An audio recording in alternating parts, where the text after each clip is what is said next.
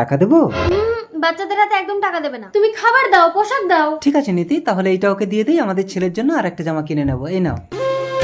আশ্চর্য, এতটুকু বাচ্চাকে লেখাপড়া না শিখিয়ে বাবা মা ভিক্ষা করতে পাঠিয়ে দিয়েছে।